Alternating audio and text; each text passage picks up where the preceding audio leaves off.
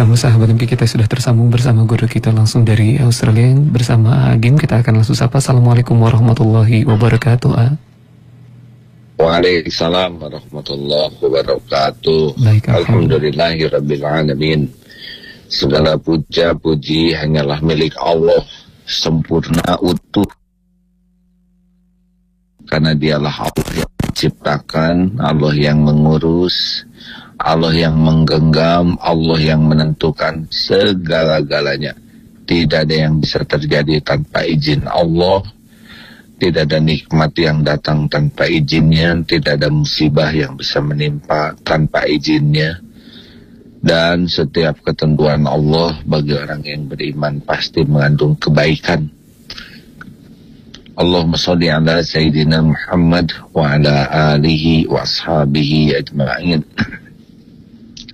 Sahabat sekalian, masih dari Kota Perth. Malam ada kajian bersama masyarakat di Kota Perth ini. Memang yang paling penting dari sebuah cita-cita adalah secara syariat adalah akur, kompak. Dengan kekompakan itu segalanya menjadi jauh lebih mudah. Tetapi sehebat apapun cita-cita, kalau tidak kompak, maka yang terjadi adalah menambah masalah. Contoh sederhana, mengangkat meja. Semuanya berotot, semuanya kuat. Tapi ketika mengangkat meja, tidak jelas mau dibawa kemana meja mau diangkat. Kalau setiap orang yang mengangkat meja itu punya tujuan sendiri, maka yang terjadi meja bukannya pindah, melainkan rusak. Contoh lain ketika Rasulullah SAW sebelum menjadi Nabi, beliau akhirnya diminta tolong oleh masyarakat karena Hajar Aswad yang sedang direnovasi di Ka'bah ternyata menjadi salah satu sumber masalah. Masing-masing kabilah ingin bisa memasang Hajar Aswad itu, tetapi dengan bijaksana Rasulullah SAW membentangkan sebuah kain, kemudian Hajar Aswad itu disimpan di tengah dan tiap kabilah memegang kain sehingga semua ikut serta di dalam memindahkan Hajar Aswad ini. Nah ini karena sudah jelas ya, visi misi sudah jelas, ini menyangkut kebersatuan, maka yang tadinya potensi masalah maka menjadi berkah. Nah di dalam kebersamaan itu kita memerlukan sekali keterampilan bersikap bergaul dengan sesama manusia. Kemarin sempat dibahas 2B 2L. Satu, keterampilan utama kita adalah kita harus berani mengakui kelebihan, jasa, dan kebaikan orang. Jangan sampai kita menjadi seorang pendengki yang tidak berani mengakui ada orang yang lebih dari kita, apalagi pendengki berusaha mendustakannya, berusaha menghilangkan kelebihan orang, tidak mengakui, bahkan ada yang berusaha merusak kelebihan orang. Ini dari awal orang ini sudah termasuk manusia yang sangat dibenci oleh Allah, sehingga kebaikannya akan terbakar habis seperti api yang membakar kayu. Ini adalah sifat dari iblis. Iblis diciptakan lebih dahulu oleh Allah. Iblis sudah memiliki ketaatan kepada Allah sebelumnya, tapi ketika Allah menakdirkan menciptakan Adam dengan beragam kelebihannya, iblis tidak terima. Akhirnya menjadi makhluk terkutuk selamanya. Qabil dan Habil juga begitu. Pembunuhan yang pertama kali terjadi adalah karena ketidaksanggupan menerima kelebihan orang lain. Siapapun di antara kita yang ingin hidup melimpah karunia Allah, haruslah punya keterampilan mengakui Memang Allah menciptakan dan memberikan kelebihan kepada seseorang. Dan mengakui kalau orang itu berbuat baik, kalau orang itu berjasa, kita berterima kasih dan membalas kebaikannya.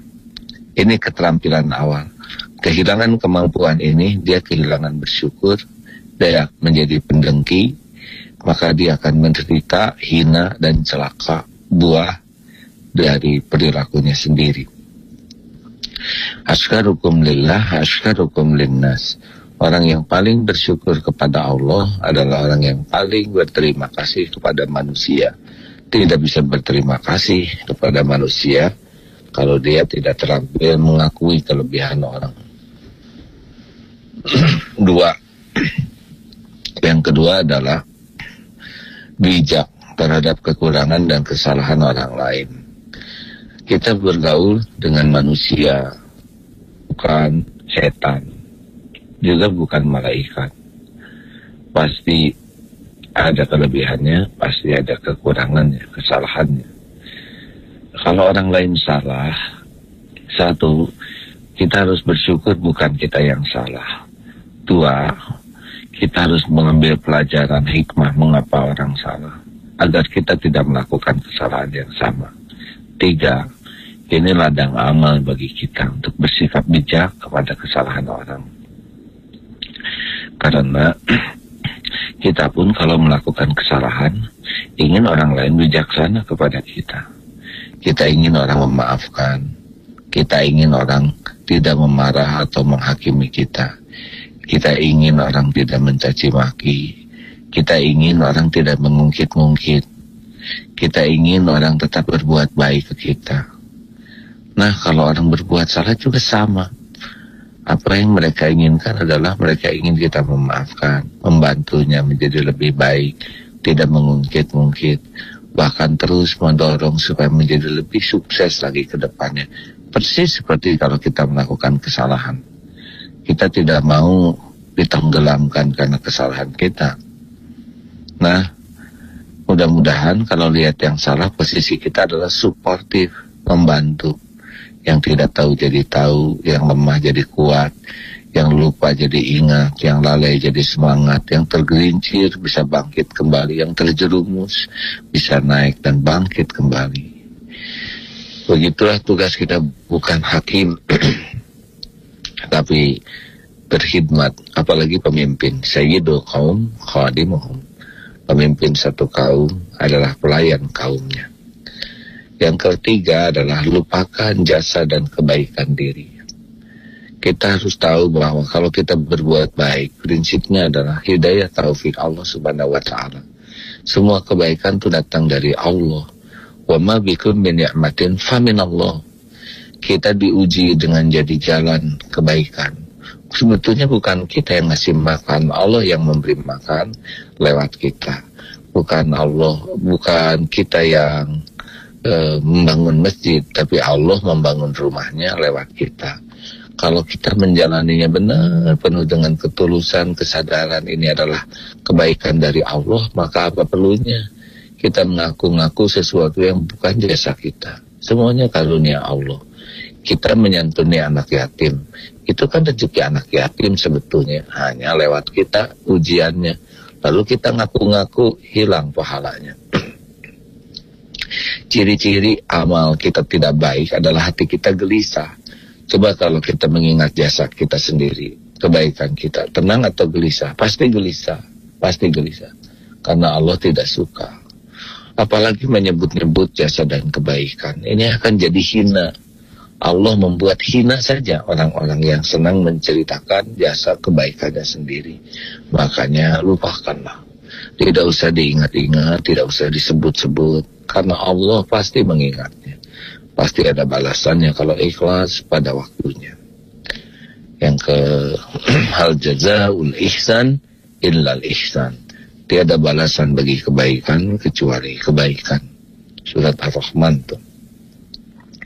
Dan yang terakhir, lihat kesalahan dan kekurangan diri sendiri. Tidak ada yang terpenting dalam hidup ini selain kita bisa menjadi lebih baik dari waktu ke waktu. Dan tidak bisa kita menjadi lebih baik sebelum kita mengetahui apa yang harus kita perbaiki. Inilah pentingnya kita punya keberanian untuk jujur melihat kekurangan dan kesalahan diri.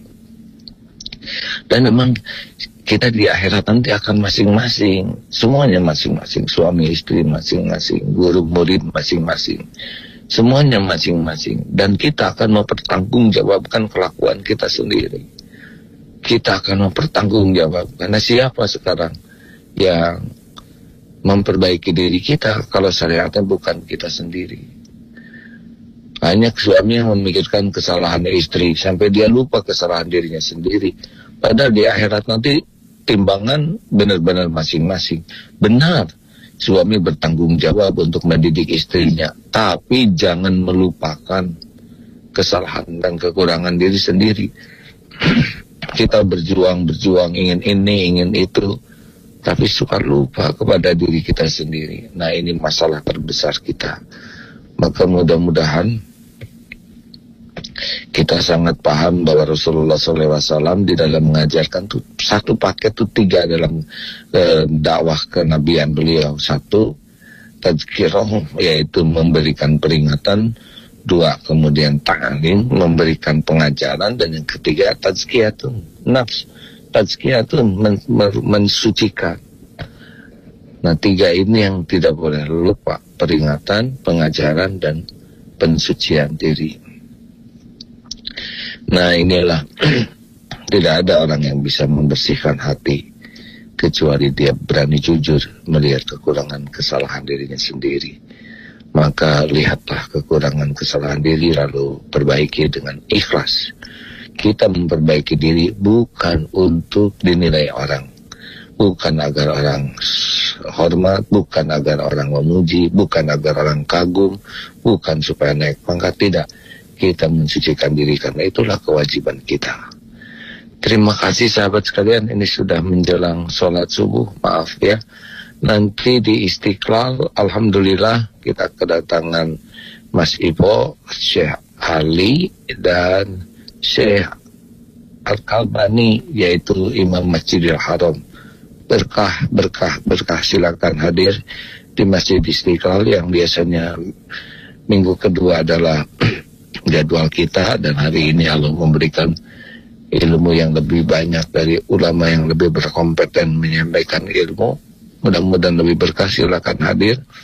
Dan selamat berlatih kepada SSG, santri siap guna hari ini sedang berkhidmat ya, Masya Allah. Juga pada santri-santri dari berbagai pihak pelosok yang ikut berlatih di Rusna Eko Pesantren, semoga berkah, semua kebaikan datang dari Allah, dan semoga jadi amal soleh, niatnya ikhlas, caranya benar. Walhamdulillah, terima kasih sahabatku sekalian. Assalamualaikum warahmatullahi wabarakatuh. Waalaikumsalam warahmatullahi wabarakatuh. Alhamdulillah, kita sudah tersambung bersama Ustaz Jamaluddin langsung dari Masjid Darut Tauhid Bandung. Kita akan langsung sapa. Assalamualaikum warahmatullahi wabarakatuh, Ustaz. Waalaikumsalam warahmatullahi wabarakatuh. Baik, alhamdulillahirabbil alamin. Silakan Ustaz. Alhamdulillah. Assalamualaikum warahmatullahi wabarakatuh. Alhamdulillah, alhamdulillahirabbil alamin. Nahmaduhu wa nasta'inuhu wa nastaghfiruh wa na'udzubillahi min syururi anfusina wa min sayyiati a'malina. May yahdihillahu fala mudhillalah wa may yudlil fala hadiyalah. Asyhadu an la ilaha illallah wahdahu la syarikalah wa asyhadu anna Muhammadan abduhu wa rasuluh. Allahumma salli wa sallim wa barik ala Muhammad wa ala alihi wa ashabihi ajma'in, amma ba'du.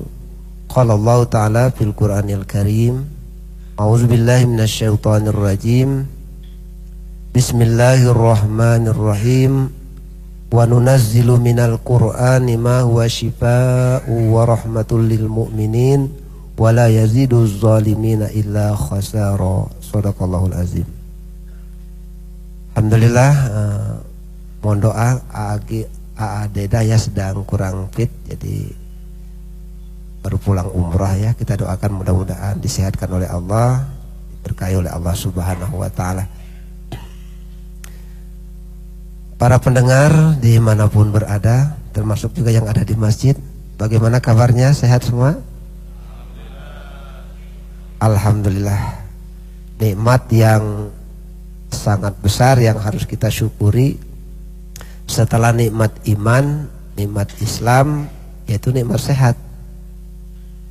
Karena sehat ini sesuatu yang sangat penting bagi setiap diri kita. Kalaupun kita banyak dapat apa saja ya, tapi kalau kita sakit, ya pasti kita tidak bisa menikmatinya. Kalau lagi sakit itu sholat juga akan berbeda dengan sholat ketika kita sehat. Baca Quran pasti akan lebih semangat baca Quran itu ketika sehat daripada sakit. Walaupun sakit itu sesuatu yang tidak bisa ditolak, kita hanya bisa berikhtiar, kita hanya bisa berusaha supaya kita sehat. Tetapi kadang-kadang Allah pun uji kita dengan sakit. Kenapa? Karena terkadang sakit itu adalah sesuatu yang disampaikan ataupun menjadi suatu ujian yang disampaikan dari Allah Subhanahu wa Ta'ala untuk menggugurkan dosa-dosa. Rasulullah Shallallahu Alaihi Wasallam sampaikan, tidaklah seseorang itu tertimpa sakit hatta ditusuk duri sekalipun, tertusuk duri atau tertusuk jarum, maka dengan sakitnya itu Allah gugurkan dosa-dosanya. Jadi sakit itu diantaranya adalah penggugur dosa. Jadi kalau kita sakit apa saja itu, kalau kita bisa menyadarinya, boleh jadi itu cara Allah ingin menggugurkan dosa-dosa dan kesalahan kita. Kenapa sih saya sudah berdoa kepada Allah ingin sehat? Ya Allahumma afini fi badani, Allahumma afini fi sam'i, Allahumma afini fi basari, la ilaha illa anta. Saya ingin sehat, minta kepada Allah, tapi kenyataannya oleh Allah tetap aja dikasih sakit. Ya ujian dari Allah untuk menggugurkan dosa-dosa dan kesalahan, mungkin juga untuk mengangkat derajat kita insyaallah. Jadi kalau sakit itu ya kita harus menyadari bahwa ini adalah satu ujian dari Allah. Bahkan menengok orang sakit itu pun pahalanya besar ya. Siapa yang menengok orang sakit itu 70.000 malaikat tuh akan mendoakannya. Jadi kalau kita datang menengok orang sakit itu bersama kita tuh ada 70.000 malaikat, dan malaikat itu akan mendoakan. Makanya kalau kita nengok orang sakit berdoa ya, yang belum punya jodoh, ya Allah ini orang sakit, malaikat 70.000 malaikat mudah-mudahan dapat jodoh, amin. 70.000 malaikat ya. Yang punya hutang, ya Allah ini saya nengok yang sakit ini, tapi saya bawa banyak hutang nih, bahkan kesini juga ngutang gitu ya. Ya Allah mudah-mudahan kau berikan jalan bisa lunas hutang. 70.000 malaikat mengaminkan, amin gitu ya. Makanya kalau ada yang sakit itu rajin-rajin menengoknya. Ya artinya rajin-rajin di sini kalau ada saudara kita yang sakit tengoklah. Karena itu diantara kewajiban seorang muslim dengan muslim lainnya adalah menengok ketika dia sakit. Ya mungkin kita keluar biaya nggak jadi masalah, mungkin jauh nggak jadi masalah. Tapi ada yang lebih besar daripada sekedar itu, yaitu kita diberikan keberkahan, didoakan oleh para malaikat-malaikat. Jadi yang ingin punya jodoh nih, ya cari orang sakit ya, tengok ya. Tengok orang sakit insya Allah. Oke. Nah namun meskipun demikian tentu sehat itu lebih penting daripada sakit ya, lebih enak daripada sakit gitu. Makanya kita harus berusaha sehat. Sehat apa? Nah tadi ada berpesan sampaikan, pertama sehat apa? Sehat fisik. Sehat fisik, sehat lahir ya, sehat jasmani. Jadi harus sehat jasmani kita. Kemudian yang kedua sehat lahirnya, batinnya harus sehat. Jasmani sehat, misalkannya tegap, jalan ke sana kemari sendirian tanpa berpakaian. Wah itu kan enggak ini kan, suka ada yang badannya sehat gitu kan, kekar gitu ya. Tapi kemana-mana keliling muter-muter, ada yang bawa sampah, ada yang nggak berpakaian, ada yang bagaimana. Ya, percuma kan, sehat fisik tapi batinnya nggak sehat gitu. Jadi harus sehat jasmaninya, sehat juga rohaninya gitu ya, batinnya harus sehat. Dan yang ketiga harus sehat juga finansialnya ya. Betul nggak? Nah, badan sehat ya, apa jasmani sehat, rohani sehat, tapi nggak punya finansial gitu ya, oh nggak enak juga ya. Mana-mana misalkan bingung gitu kan, istilahnya mau makan sesuap nasi juga susah gitu ya. Iya lagi puasa nggak boleh makan ya. Susah gitu ya. Nah gitu. Karena apa? Karena finansialnya kurang sehat gitu ya. Nah, jadi ketika kita sehat fisik, sehat juga rohaninya ya, jasmani kita sehat, rohani kita sehat, kemudian juga finansialnya sehat. Wah, ini luar biasa. Nah, inilah yang disebut dengan orang yang diberi kebahagiaan oleh Allah dunia akhirat. Ada. Siapa contohnya? Contohnya Nabi Sulaiman alaihissalam. Nabi Sulaiman alaihissalam itu sehat fisiknya ya, sehat lahirnya, sehat batinnya, sehat juga finansialnya. Bahkan katanya orang yang terkaya di dunia saat ini tidak seberapa kalau dibandingkan dengan kekayaan Nabi Sulaiman alaihissalam, nggak ada apa-apanya. Ya, orang yang terkaya saat ini nggak ada apa-apanya sama sekali. Tapi coba Nabi Sulaiman alaihissalam dengan kekayaan itu justru apa? Mentalnya makin sehat, jiwanya makin sehat. Sehingga apa yang keluar dari Nabi Sulaiman? Doa, bersyukur kepada Allah Subhanahu wa taala. Di antaranya doa yang disampaikan oleh beliau, Rabbi auzi'ni an ashkura ni'mataka allati an'amta alayya wa ala walidayya wa an a'mala shalihan. Nabi Sulaiman sudah dikaruniai oleh Allah banyak harta ya. Bahkan semua yang ada di dunia ini semuanya melayani Nabi Sulaiman. Betul gak? Binatang-binatang semuanya melayani Nabi Sulaiman. Bahkan jin ya, yang tidak kelihatan oleh kita itu melayani kepada Nabi Sulaiman ya. Disuruh ngangkat, misal ngangkat apa, ngangkat bahtera pindah kemana, dipindahkan. Sampai angin juga melayani. Kalau kita kan sering masuk angin ya, betul kan? Sering masuk angin nggak? Kalau cirinya apa, ciri orang masuk angin? Sebal perutnya ya. Warnanya, kalau angin itu warnanya warna apa? Warna merah. Dari mana taunya? Hah? Kalau dikerok merah, jadi angin warnanya merah. Tidak ya. Sampai angin pun melayani Nabi Sulaiman kemana dia pergi. Angin, saya mau pergi ke pulau itu. Naik satu tempat, langsung angin menerbangkan. Sampai. Betul gak? Siapa coba yang lebih kaya daripada Nabi Sulaiman? Gak ada. Tapi apa yang terjadi? Yang keluar dari Nabi Sulaiman as-salam, ya Allah, jadikan aku ini manusia yang pandai bersyukur. Ya kan? Jadikan aku ini manusia yang pandai bersyukur.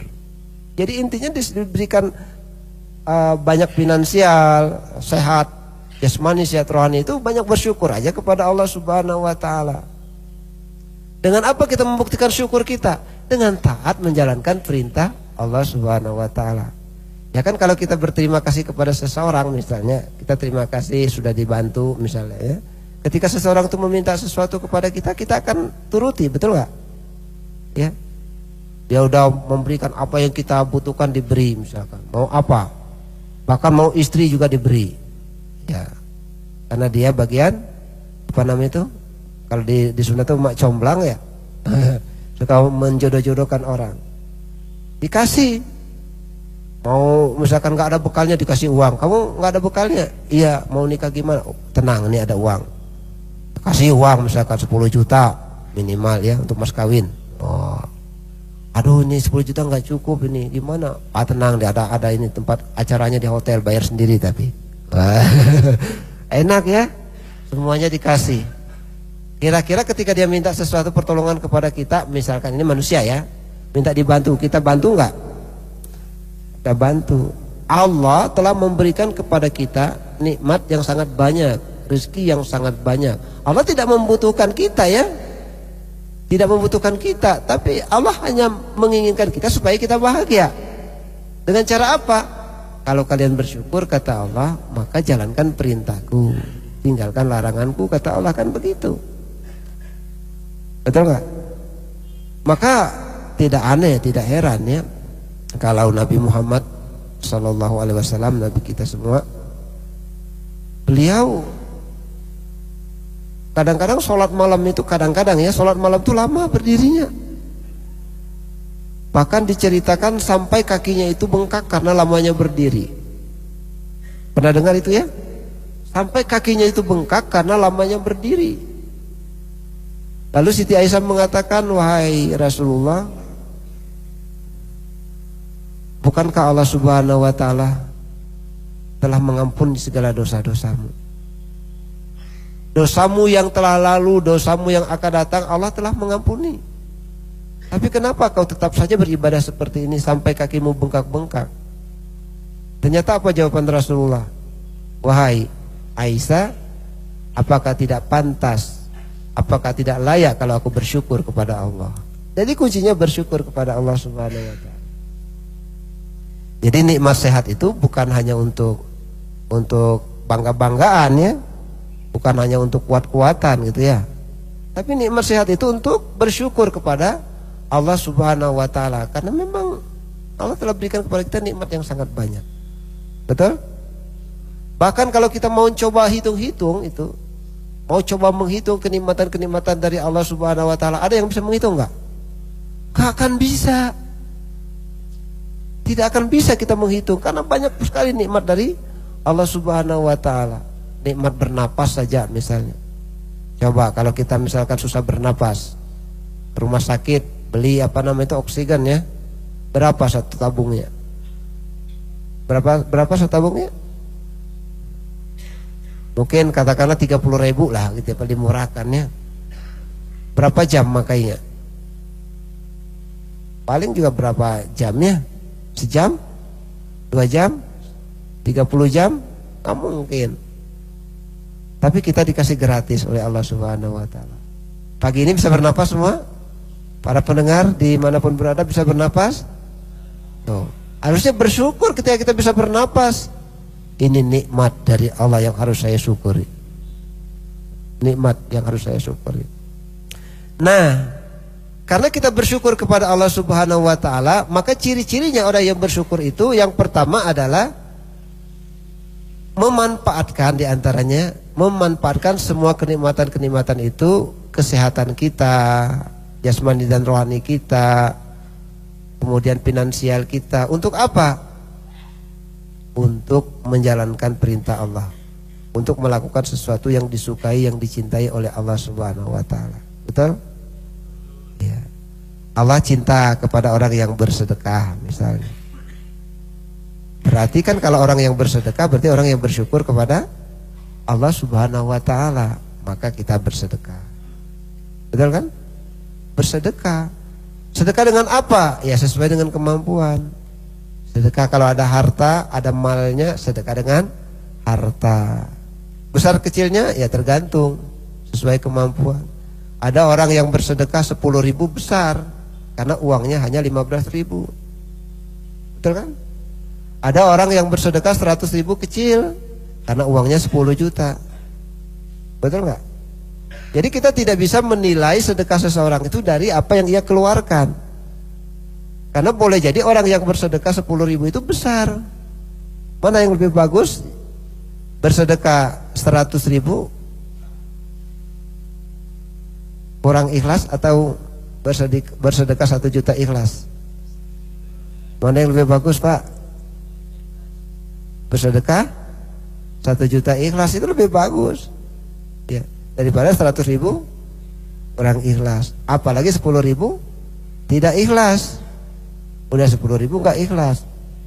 Tapi Allah Subhanahu wa Ta'ala Maha Kaya, tidak melihat besar kecilnya sedekah kita, tapi yang dilihat oleh Allah Subhanahu wa Ta'ala yang paling ikhlas. Jadi ciri orang yang bersyukur kepada Allah itu bersedekah dengan ikhlas. Di antaranya memanfaatkan, kalau dia punya harta, bersedekah dengan ikhlas. Oh, nggak punya harta, bisa dengan cara lain bersyukurnya ya. Lewat apa misalnya? Senyum. Ya senyum itu kan sedekah kata Rasul ya. Tabassamuka liwaj ahika sedekah. Wajahmu yang indah di hadapan saudaramu itu adalah sedekah. Betul? Syaratnya adalah kalau kita ingin bersedekah senyum, harus ada orang yang diajak senyum. Iya, Pak ya. Kalau senyum-senyum sendiri bukan sedekah namanya. Ya, ya. Harus ada yang diajak senyum. Artinya apa? Silaturahim gitu kan ke orang lain, ketemu dengan saudara. Kan bisa senyum dengan saudara kita. Tapi kalau kita di rumah aja sendiri aja, senyum sendiri, itu bukan sedekah namanya. Kalau kita ingin bersedekah dengan senyum, syaratnya harus ketemu orang, silaturahim gitu ya, karena silaturahim juga dicintai oleh Allah. Itu jadi dapat pahala sedekah. Ya kayaknya kelas-kelas kita ini banyaknya sedekah dengan senyum ya kayaknya ya. Enaknya paling mudah sedekah dengan senyum, itu paling mudah. Setiap ketemu orang senyum gitu kan. Makanya di Darut Tauhid ada rumus 5S itu ya. 5S itu ya, pribadi simpatik dengan 5S. Apa 5S? Pertama, senyum. Apa ya? Senyum tapi jangan sambil manyun, senyum. Kalau senyum harus sambil senyum. Ya. Yang kedua apa? Senyum, salam. Nah, salam juga adalah tanda kita bersyukur kepada Allah. Kalau ketemu dengan saudara kita ngucapin salam gitu ya. Tanda kita bersyukur kepada Allah. Dan salam itu ketika kita ketemu dengan saudara ucapkan salam. Ada sahabat begini ya. Sahabat yang mereka itu berjalan berdua. Lalu ketika berjalan berdua mereka suka berjalan satu kanan satu kiri. Tiba-tiba ada pohon kurma. Yang satu lewat sebelah kanan, yang satu lewat sebelah kiri. Ketemu salam lagi. Assalamualaikum. Iya loh, hadisnya sahih ya. Kita pernah gitu enggak? Iya. Jalan mau berjalan sama-sama, assalamualaikum Kang, waalaikumsalam. Jalan berdua, misalkan ketemu pakai mobil masing-masing. Pas itu di lampu merah ketemu berdekatan lagi, salam lagi gak? Harusnya salam lagi, assalamualaikum Kang. Harusnya begitu ya, kalau ngikutin hadis tersebut. Sampai begitu, saking pentingnya kita mengucapkan salam. Bahkan mengucapkan salam itu ketika kita masuk rumah kita, ada orang gak ada orang pun harus mengucapin salam. Ya.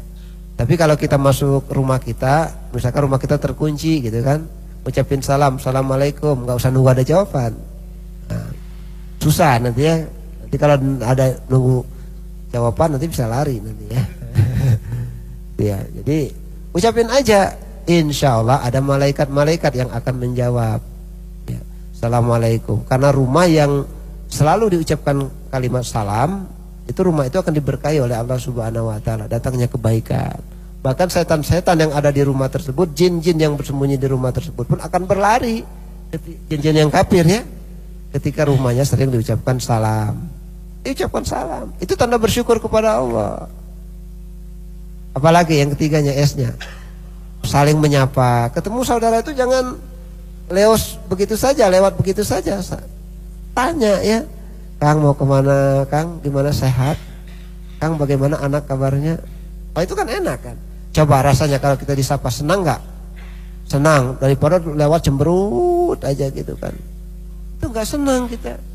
Tapi kalau misalnya ditanya gitu, enak ya ketemu, Kang gimana, sudah nikah belum? Oh, jangan bilang begitu kok. Nah, saya kan punya anak perempuan. Memangnya kenapa Ustaz? Ya anak perempuan saya sekarang masih kecil. Memangnya usia berapa? Ya baru TK gitu. Memangnya kenapa? Ya masih TK. Nanti kalau udah dewasa insya Allah saya carikan jodoh. Wah, apa kan? Ketemu enak menyapa. Pokoknya nyapa orang tuh enak ya. Masa kita kalah dengan orang-orang yang katakanlah tidak kenal Islam, tapi mereka suka menyapa kalau ketemu. Saya di Lembang di Jalan Mariba itu kan sering banyak orang-orang yang luar negeri yang suka nginap di villa-villa di sana. Tapi kalau lewat mereka apa yang mereka ucapkan? Mereka senyum dan menyapa pagi, siang, sore gitu kan. Malam kalau ketemu malam. Nyapa mereka ya. Padahal nggak kenal, nggak apa gitu ya. Tapi kenapa kita umat Islam malah kalau ketemu tuh nggak suka nyapa ya? Padahal sapa itu ajaran kita, ajaran agama kita. Mereka yang tidak tahu Al-Quran, mereka yang tidak tahu bagaimana cara Rasul, tapi mereka mengamalkan. Nah ini kadang-kadang kita malu ya. Ada sampah misalkan orang di luar negeri itu saya lihat diambil, nggak di ini. Mereka dibawa kemana-mana, nggak dibuang kemana aja. Kita umat Islam kadang-kadang saya kalau misalkan lagi belakang suka macet gitu, plus orang buang sampah ke jalan tuh. Aduh ini gimana ini? Lihatin pakai peci orang, apa sih umat Islam ya? Pakai peci, pakai kerudung gitu, buang sampah sembarangan. Hati-hati gitu. Kita umat Islam ini banyak menang teori ya, tapi prakteknya kalah. Nah ini sekarang harus dibalik ya, kita harus prakteknya harus kita dulu gitu. Jadi harus menyapa kalau temu saudara kita. Senyum, salam, sapa, sopan. Iya. Sopan itu kan ajaran agama kita kan. Kepada orang tua harus sopan, pada tetangga harus sopan kan. Kepada sesama muslim harus sopan. Bukankah Rasulullah bersabda, apa kata Rasul? La yu'minu ahadukum hatta yuhibba li akhihi ma yuhibbu li nafsihi. Tidak sempurna iman seseorang itu kalau dia tidak menyayangi, tidak mencintai saudara-saudaranya seperti dia mencintai dirinya sendiri. Kita itu sopan itu kadang-kadang kalau apa ya, kalau ada keinginan aja. Kalau nggak ada keinginan, nggak ada kebutuhan, nggak sopan gitu. Coba bayangkan gitu. Padahal umat Islam itu diperintahkan untuk jadi orang yang sopan. Tanda kita bersyukur kepada Allah itu harusnya sopan kepada sesama saudara kita. Coba kalau misalkan di depan kita ada presiden misalkan ya, berani nggak kita duduk ngangkat kaki? Ya, ogah-ogahan gitu ya? Enggak ya kan? Itu di hadapan manusia. Presiden manusia kan? Manusia. Kenapa kita di hadapan saudara-saudara kita sesama muslim kita kadang-kadang nggak sopan? Nah, ini pertanyaan yang harus dijawab sendiri ya. Harus sopan dengan siapapun ya. Kemudian apalagi yang kelimanya? Senyum, salam, sapa, sopan, santun. Santun itu kalau bahasa agim harus mendahulukan orang yang lebih tua gitu kan. Orang yang lebih ini kita dahulukan. Jadi kalau kita misalkan lagi ngantri misalkan, ada orang yang sedang hamil juga ikut ngantri misalkan, kita persilakan mereka. Bila perlu kita bantu.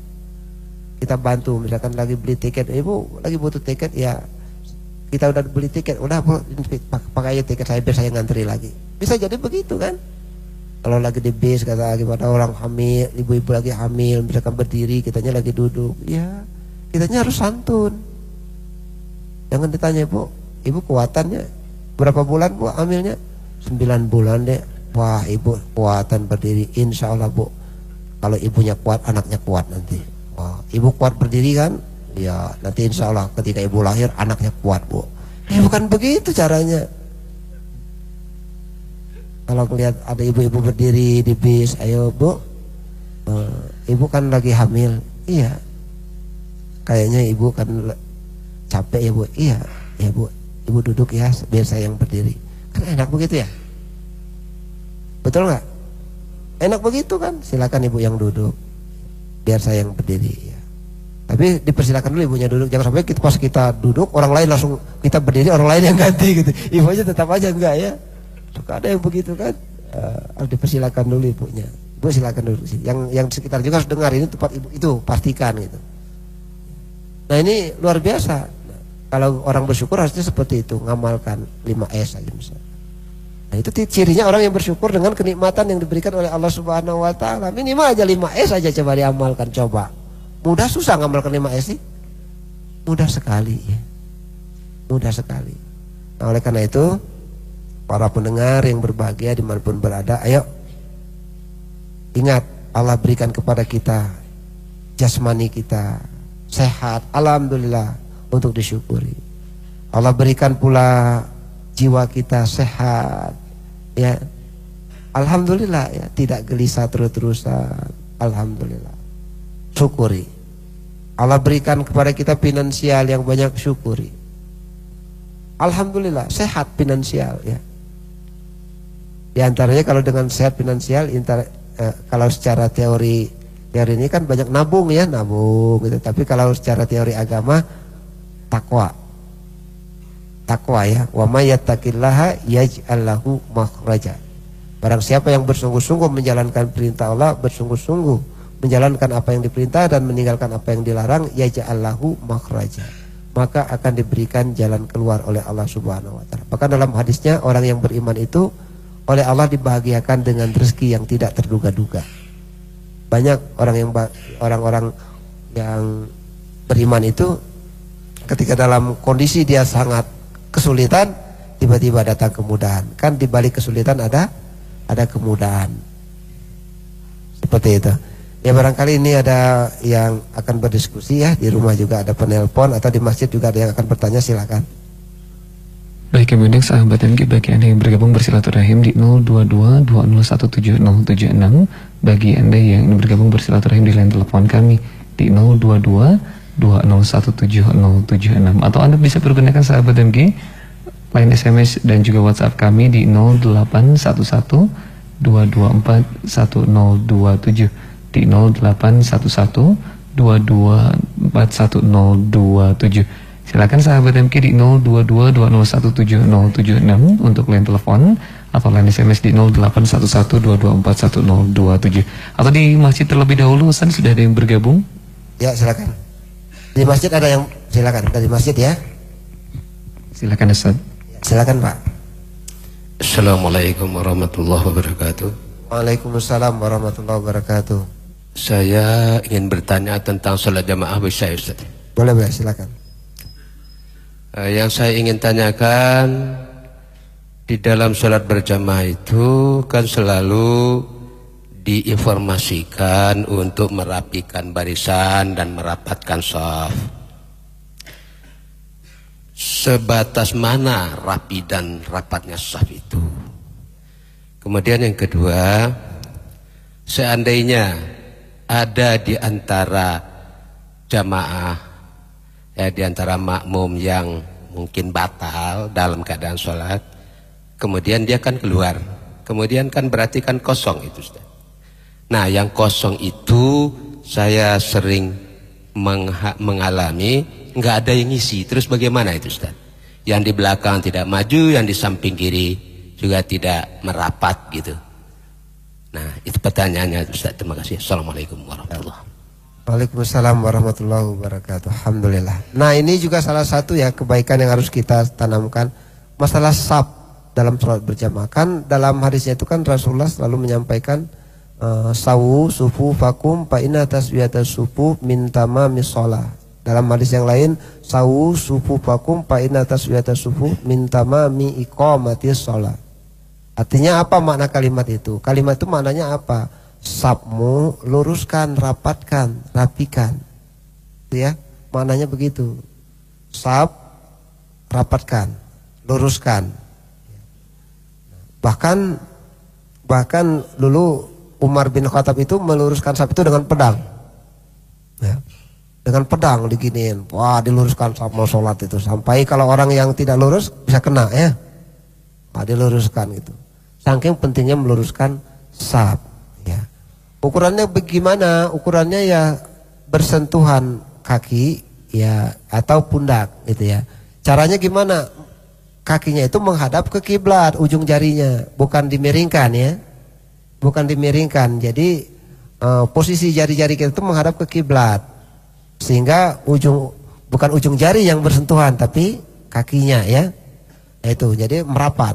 Kalau belum tersentuh merapat lagi, bukan kakinya yang dilebarkan, ukurannya sebadan kita berdiri, nyamannya kita berdiri. Kan suka ada ya, sudah misalkan, nah ini yang di rumah nggak lihat ini ya, tapi nggak apa-apa ya. Nah misalkan sudah berdiri, gitu, ada renggang, dijarangin begitu, bukan begitu caranya ya. Misalkan kakinya yang dilebarkan, bukan, justru yang di sampingnya harus merapat. Kenapa? Karena makin rapat makin banyak orang yang sholat di sana. Kalau di saf satu misalkan itu saf yang sangat istimewa kan. Kalau misalkan masih bisa diisi oleh 2 orang, 3 orang, berarti minimal 3 orang itu dapatkan keberkahan di saf satu. Nah, jadi gitu kuncinya. Jadi nggak apa-apa sholat kita bersentuh-sentuhan gitu ya. Sebagai bukti bahwa kita ini bersatu ya, kuat. Itu satu kenikmatan. Ya, jadi bukan masalah. Tapi masjidnya kan masih banyak yang kosong di belakang. Bukan itu alasannya. Ya, bukan itu alasannya. Tapi tetap memang merapatkan saf itu bagian dari kesempurnaan sholat berjamaah kita. Maka rapatkan saf-saf kita. Ya, gimana kalau misalkan ada yang keluar, ada yang batal, kosong. Nah, misalkan keluar yang batal, nah yang belakangnya atau yang samping itu bergeser merapat, terus aja bergeser gitu ya. Atau yang belakangnya maju ke depan, nanti terus maju, yang saf kedua dari kosong, yang belakangnya maju lagi, atau bergeser aja gitu, bisa bergeser. Seperti itu diantaranya Pak. Jadi saf yang kosong itu harus diisi ya, karena ada keutamaan yang sangat luar biasa dari saf-saf dalam sholat itu.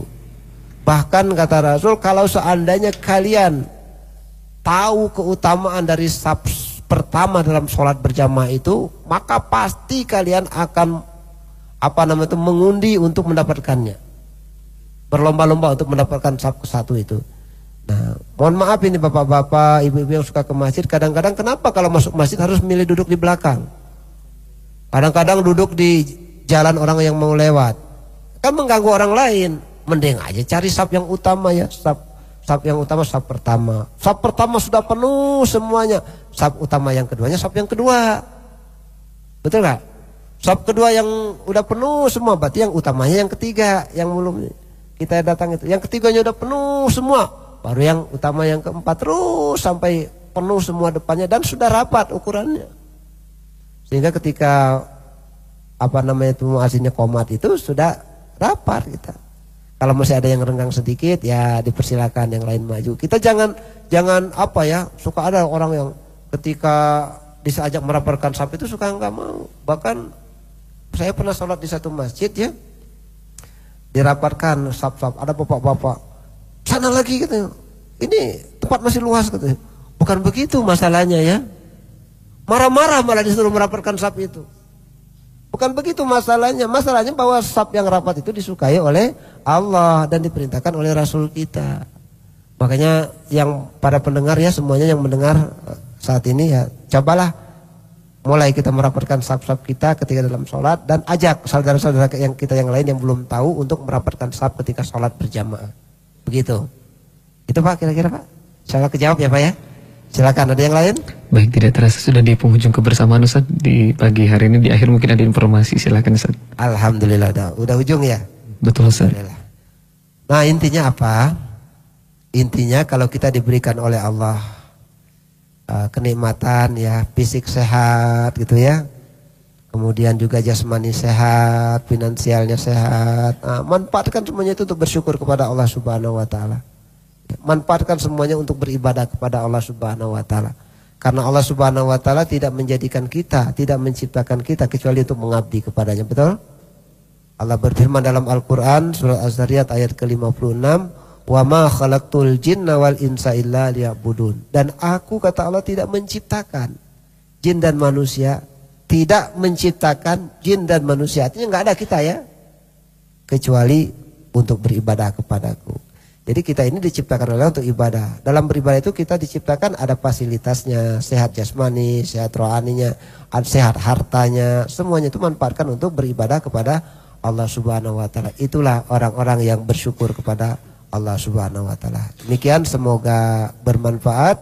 Tutup dengan doa kifaratul majlis. Subhanakallahumma wa bihamdika asyhadu an la ilaha illa anta astaghfiruka wa atubu ilaik. Wabillahi taufik wal hidayah. Assalamualaikum warahmatullahi wabarakatuh. Waalaikumsalam warahmatullahi wabarakatuh.